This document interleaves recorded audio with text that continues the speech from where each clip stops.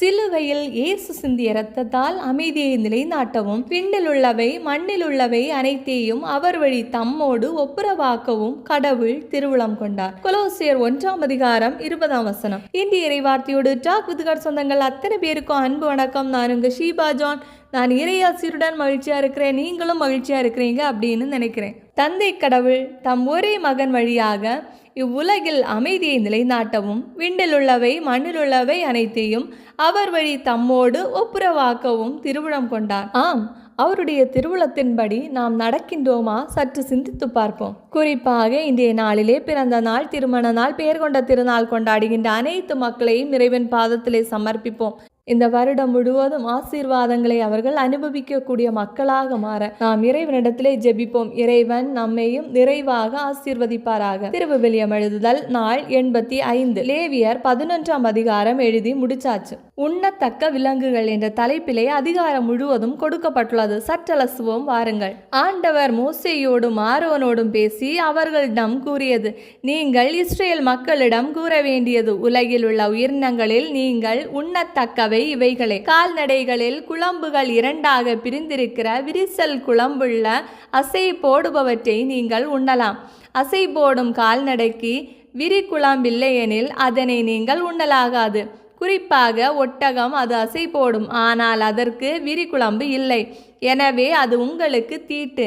குழிமுயல் அசை போடும், ஆனால் அதற்கு விரி குழம்பு இல்லை, எனவே அது உங்களுக்கு தீட்டு. முயல் அசை போடும், ஆனால் அதற்கு விரி குழம்பு இல்லை, எனவே அது உங்களுக்கு தீட்டு. பன்றி இரண்டாக பிரிந்திருக்கும், விரி குழம்புடையது, ஆனால் அது அசை போடாது, எனவே அது உங்களுக்கு தீட்டு. இவற்றின் இறைச்சியை உண்ணலாகாது, இவற்றின் சடலங்களை தொடவும் கூடாது, இவை உங்களுக்கு தீட்டானவை. நீர்நிலைகளில் இருப்பனவற்றில் நீங்கள் உண்ணத்தக்கவை. கடல்களும் ஆறுகளும் ஆகிய நீர்நிலைகளில் இருப்பனவற்றில் துடுப்பும் செதிலும் உள்ளவை அனைத்தும் நீங்கள் உண்ணத்தக்கவை. ஆனாலும் கடல்களும் ஆறுகளும் ஆகிய நீர்நிலைகளில் செறிந்திருக்கும் உயிரினங்களில் துடுப்பும் செதிலும் அற்றவை உங்களுக்கு அருவருப்பு. அவை உங்களுக்கு அருவருப்பு.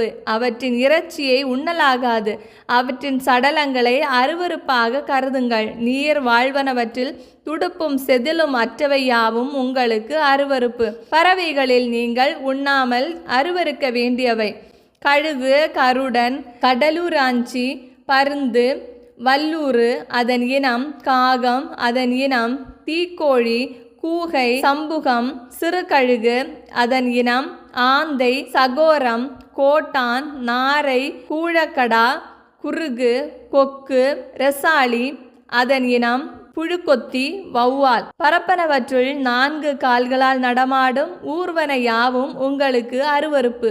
ஆயினும் 4 கால்களால் நடமாடியும் தரையில் தத்தி பாயும்படி நெடிய பின்னங்கால்கள் உடையனவற்றை உண்ணலாம்.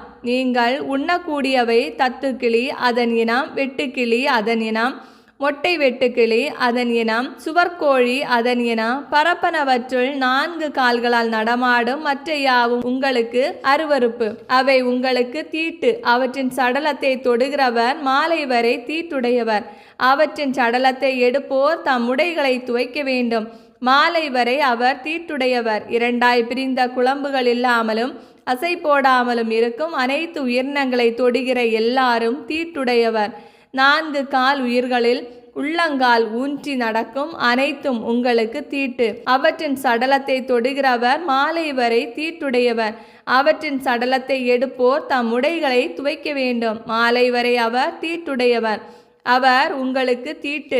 நிலத்தில் செறிந்திருக்கும் ஒருவனவற்றில் உங்களுக்கு தீட்டானவை: எலி, சுண்டலி, ஆமையினம், உடும்பு, அழுங்கு, ஓணான், பல்லி, பச்சோந்தி ஊர்வனவற்றில் இவை உங்களுக்கு தீட்டு. அவற்றுள் செத்ததை தொடுகிறவர் மாலை வரை தீட்டுடையவர். அவற்றுள் செத்த ஏதேனும் எதன் மேலாவது விழுந்தால் அது தீட்டுப்படும். அது மர பாத்திரமானாலும் உடையானாலும் தோலானாலும் கோணிப்பையானாலும் வேலைக்கு உதவும் எந்த கருவியானாலும் மாலை வரை அது தண்ணீரில் போடப்பட வேண்டும். மாலை வரை அது தீட்டுப்பட்டது, பின்னால் அது தூய்மையாகும். அவற்றுள் ஏதேனும் மண் பாண்டத்துக்குள் விழுந்தால் அதனுள் இருக்கும் அனைத்தும் தீட்டுப்பட்டுவிடும், எனவே அது உடைக்கப்பட வேண்டும். உண்ணத்தக்க எந்த உணவிலும் இப்பாண்டத்துக்கு தண்ணீர் பட்டால் அது தீட்டு. அந்த பாண்டத்தில் இருக்கும் எந்த பானமும் தீட்டு. அவற்றின் சடலம் எதன் மீது விழுந்தாலும் அது தீட்டு. அடுப்போ சமையல் பாண்டமோ எனில் அவை உடைக்கப்பட வேண்டும். அவை உங்களுக்கு தீட்டு, ஏனெனில் அவை தீட்டுப்பட்டிருக்கும். நீரூற்றும் மிகுந்த நீருள்ள கிணறும் எனில் அவை தூய்மையாய் இருக்கும். ஆனால் அவற்றின் சடலம் தொடும் பகுதி தீட்டுப்பட்டது. விதைக்கிற தானியத்தின் மீது அவற்றின் சடலம் விழுந்தால் அது தீட்டன்று. தண்ணீர் விடப்பட்ட விதை மேல் விழுந்தால் அது தீட்டாகும். உங்கள் உணவுப் பொருளான கால்நடை ஒன்று சாக அதன் சடலத்தை தொடுகிறவர் மாலை வரை தீட்டுடையவர். அதன் சடலத்தை தின்பவர் தம் உடைகளை துவைக்க வேண்டும். அவர் மாலை வரை தீட்டுடையவர். மேலும் அதன் சடலத்தை எடுத்து போகிறவரும் தம் உடைகளை துவைக்க வேண்டும். அவர் மாலை வரை தீட்டுடையவர். தரையில் நகர்ந்து செல்லும் ஊர்வன அனைத்தும் அருவருப்பானவை. அவற்றை உண்ணலாகாது. நிலத்தில் ஊர்வனவற்றையும் வயிற்றால் நகர்வனவற்றையும் 4 காலால் ஊர்வனவற்றையும் பல கால்களுள்ள எதனையும் உண்ணலாகாது. அவை அருவருப்பு.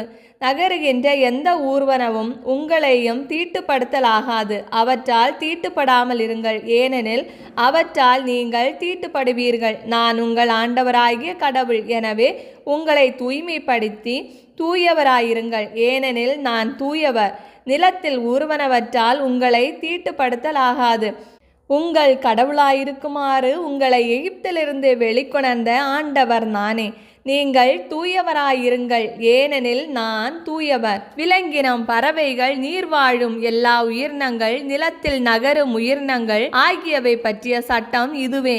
இதனின்று தீட்டுடையதற்கும் தீட்டற்றதற்கும் உண்ணத்தகுந்த உயிரினங்களுக்கும் உண்ணத்தகாத உயிரினங்களுக்கும் வேறுபாடு தெரிந்து கொள்க. இவ்வாறு லேவியர் 11ஆம் அதிகாரம் நிறைவு பெறுகிறது. மேலும் என்னென்ன ஆண்டவரின் சட்டங்கள் பொறுத்திருந்து பார்ப்போம். இந்த வீடியோ பிடிச்சிருந்தா லைக் பண்ணுங்க, உங்க ஃப்ரெண்ட்ஸ் அண்ட் ஃபேமிலிக்கு ஷேர் பண்ணுங்க. உங்களுடைய கருத்துக்களை கமெண்ட்ல சொல்லுங்க. இறையோடு உறவாட எங்களோடு இருங்க. மீண்டும் சந்திப்போம். அன்புடன் உங்கள் ஷீபா ஜான்.